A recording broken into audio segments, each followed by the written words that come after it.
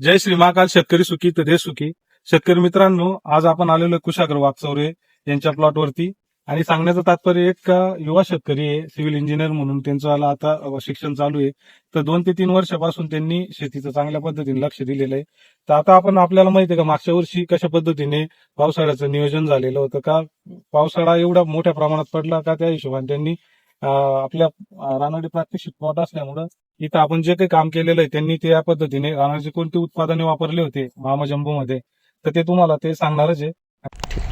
आपण याला उन्हाळ्यात आहे ना बेसल डोस वापरले होते रानाड्याचे आणि त्याचे चांगले आम्हाला रिझल्ट आलेले आहे.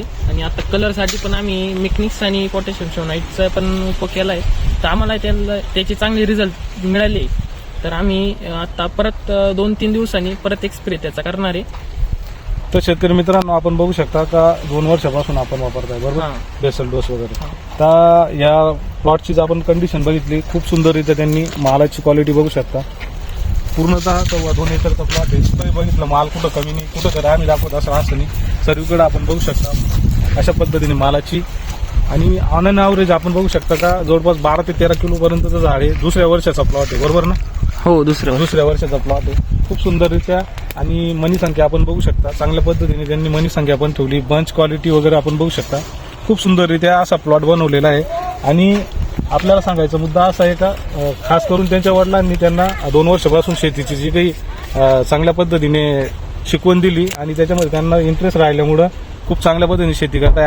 अजून दुसरे प्लॉट होते आपले, त्याच्यात बेसल डोस केले होते का आपण? नाही, त्याच्यात नाही केले. तर तिथं आम्हाला इफेक्ट जाणवतोय की रानाड्याचा आहे म्हणजे मिळत आहे काहीतरी सोडल्यानंतर. आणि ते प्लॉट तरी पण कशा पद्धतीने आलेले होते? तरी थॉम्सनचा प्लॉट आहे, त्याला आम्ही नव्हतं केलं तर तो यावर्षी उभाच आहे. म्हणजे आपल्याला असा अनुभव येतो का तिकडे पण बेसल डोस आपण वापरायला पाहिजे होते आणि तिथं बऱ्यापैकी आपल्याला अडचण येते. किती वर्षाचा प्लॉट आहे तो? 4 वर्षाचा प्लॉट आहे. 4 वर्ष. आपण तिकडच्या प्लॉट मध्ये पण जाणार आहे.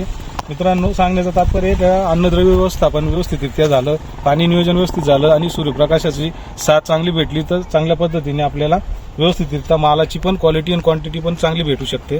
ते आता चांगल्या पद्धतीने उदाहरण आहे. आणि चांगल्या पद्धतीने त्यांनी मामा जम्बो चांगली फुलवलेली आहे. त्यांचा जवळपास 15 ऑक्टोबरचा प्लॉट आहे. शरद काडीचा प्लॉट आहे. हा 1 एकर आहे. मालाची क्वालिटी बघू शकता. आता कलर पिगमेशनची प्रक्रिया चालू होईल. पाणी सर्व उतरलेलं आहे. खूप सुंदर असं नियोजन आहे. आणि मालही खूप आता जर पकडायला गेलं या इथं जवळपास 12 ते 13 किलो पर्यंतचं झाडाचं ॲव्हरेज आहे. खूप सुंदररित्या त्यांनी काम केलेलं आहे. आपण मालही खूप आहे. सर इकडे दाखवा असं खूप सुंदररित्या काम केलेलं आहे. आणि युवा शेतकरी आहे, चांगल्या पद्धतीने त्यांच्या वडिलांबरोबर मेहनत घेत आहे.